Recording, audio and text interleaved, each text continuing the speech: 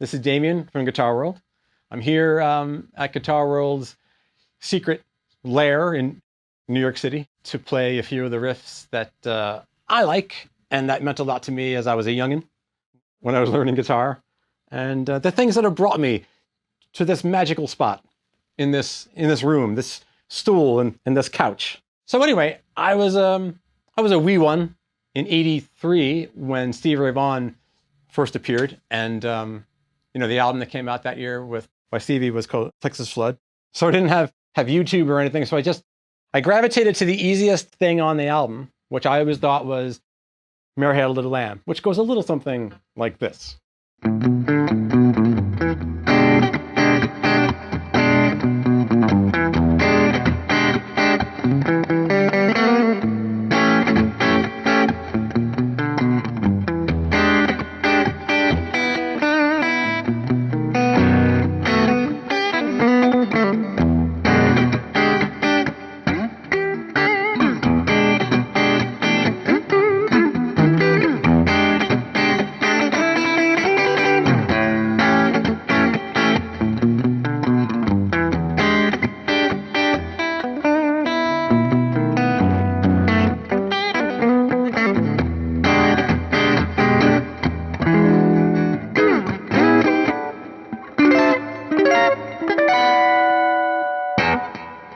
So I learned that back in '83 or so, and it's still kind of the first thing I play every time I pick up a guitar.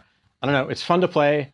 It's kind of a self-contained melody when you think about it. It's got a little bit of lead bits and pieces, and it's got the rhythm thing. It's great when demoing a guitar, actually. And it's a nice mixture of lead bits and rhythm bits.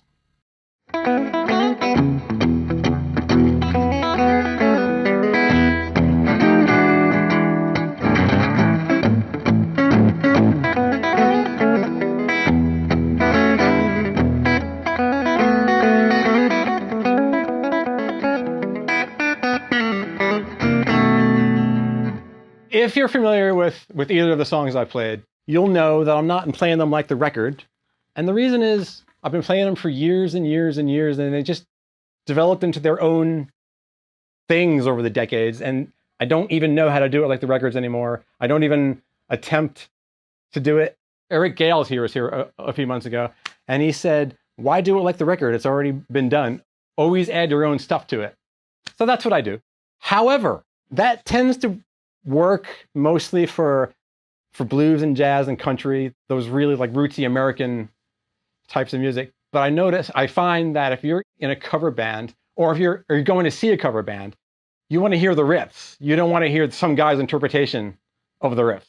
So I think with pop music, rock, you want to kind of stick with the script a bit more, whereas with blues, it is more fun to do your own thing. Good example of the kind of riffs I'm talking about that you try to stick with the script is like this kind of thing.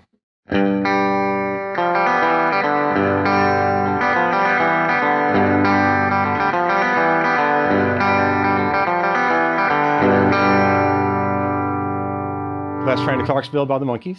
That's a good one. Which reminds me of something else. When I was thinking about the riffs I was going to do in the video, I was thinking how it seems as though I like riffs that have a droning note, or a note that kind of stands in for the drone, and then it's surrounded by notes that are either descending or ascending, like that one that I just did, or from the same era.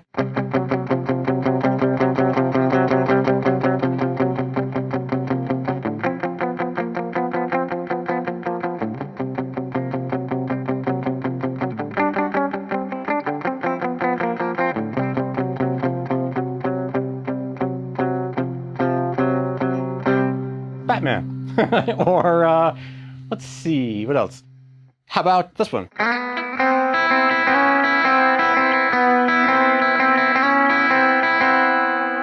Secret Agent Man, which is similar to Honey Don't by Carl Perkins.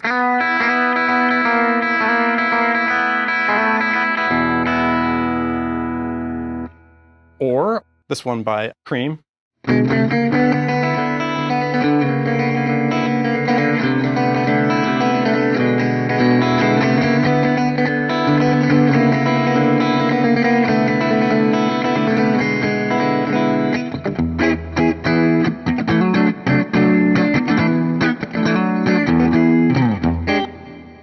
that kind of thing. So I talked about the drone note that's surrounded by the ascending or descending notes.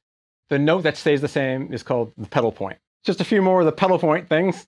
Here's one by The Who, a quick one.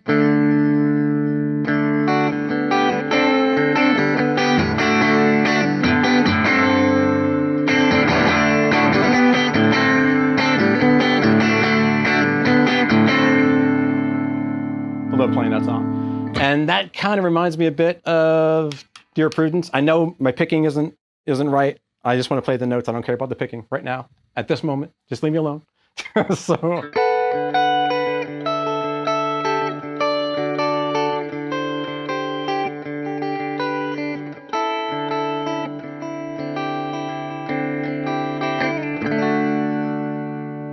There you go. This is an old song by Bobby Bare from the early 60s. I don't know who the guitar player was, but it fits the pedal point thing that we're talking about. As you'll see, it goes a bit like this.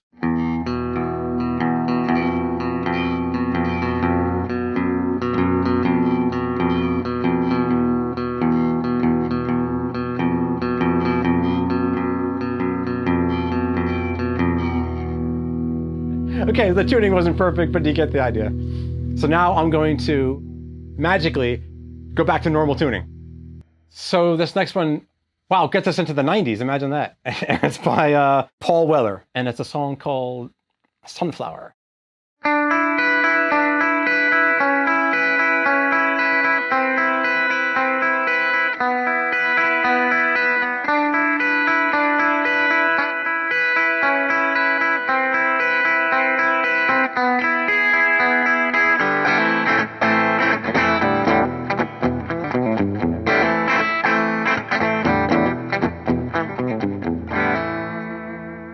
There you go. So once again, pedal point. And that always reminded me of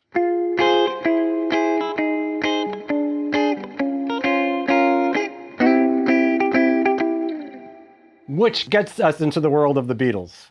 I'm in a couple of bands that does a lot of songs by the Beatles, have been since I was a wee one. And thinking about what is my favorite George Harrison thing to play, or which one do I appreciate the most? And I think it's this next one. I think about him being 20 years old when this was done. And once again, this is the time before YouTube and all that stuff. And he's just this kid from Liverpool, and he's playing this pretty sophisticated thing, Till There Was You. And I don't know what he would have based the solo on, except for just from his own head. Like, there's no recording of the song from before their recording that had a beautiful guitar solo. So this is done by George. And it goes a little something like this.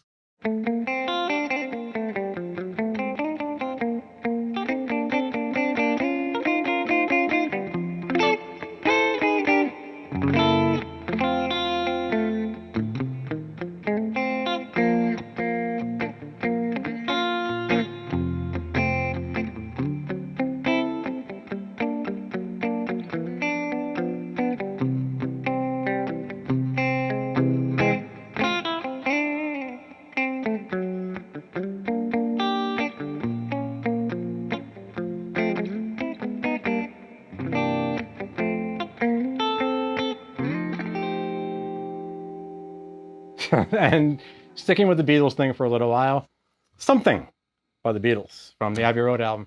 In the olden times, I used to play it exactly like the record, which is... But in the past couple of years or so, I've decided to play it a bit fancier based on how he played it on the Live in Japan album from the early 90s. He got fancy with it. Now, I wouldn't go starting the song like that because, once again, people want to hear the real thing. But I think when you're coming out of the solo, that's the perfect place to just insert that. It's like, oh, that's nice. And the cool thing about it is, if you love the Beatles, it's not like it's from out of the blue. Like George did it. So it counts. So, yeah, I'll do it one more time because it's so nice.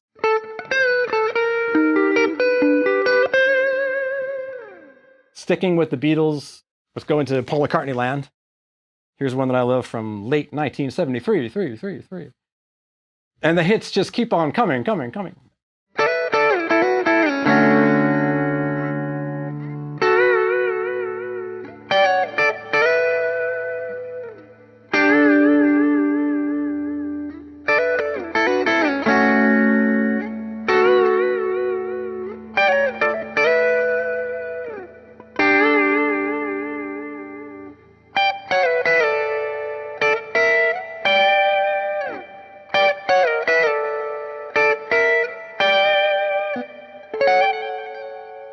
Band on the Run, and the part was played by Paul on the record.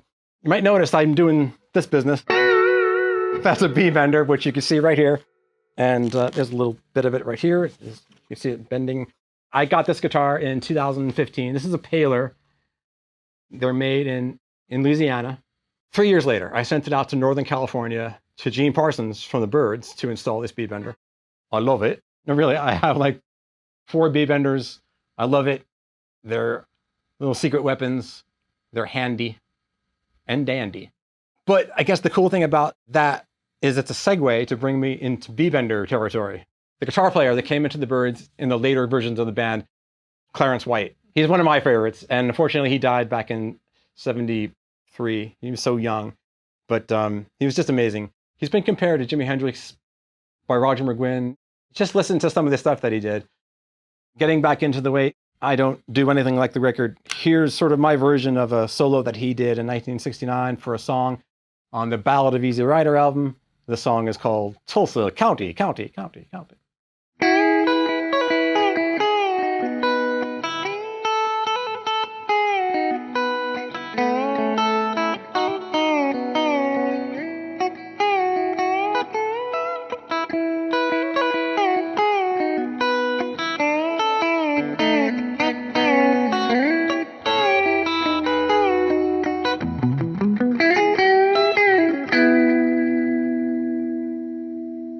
Voila! It just gives you like a secret weapon. No one's expecting it. This just looks like a regular Telecaster, but look, it's got this thing under the hood. I don't play this one very often. I haven't played it since I was a tot, but we'll see how it goes.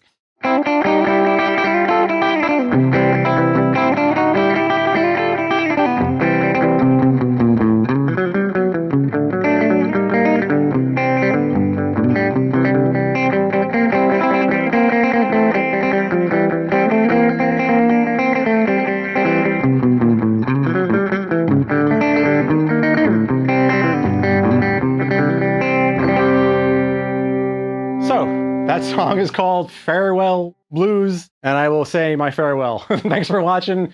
Be sure to pick up a Guitar World magazine or visit guitarworld.com. Guitar World, Guitar World, Guitar World.